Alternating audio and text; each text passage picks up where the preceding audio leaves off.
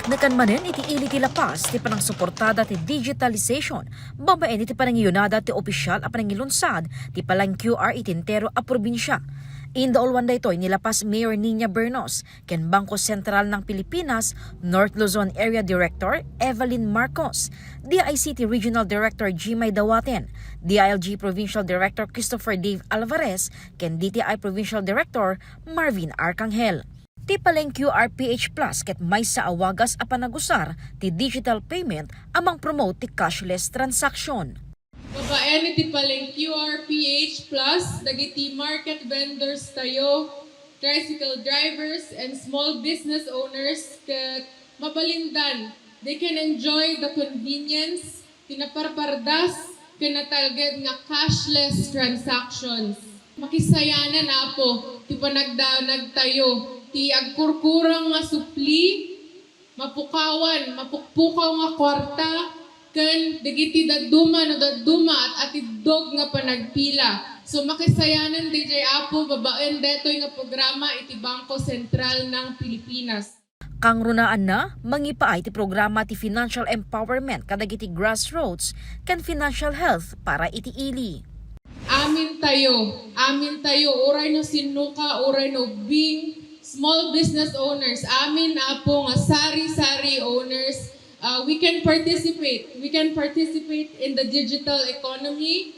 We can avail of the services nga you've offered dagiti financial service providers tayo. Personal a pinadas ti mayor ti panagusar ti QR code. Para iti grocery store owner ani Felicitas, maniklikan ti peke a kwarta ken panakabudol iti panagusar ti QR code kas mode of payment.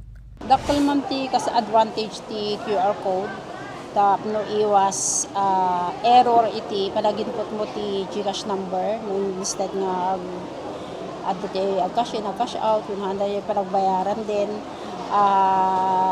less hassle ti panagsuklian, sometimes ang error ka din ti panagsukli.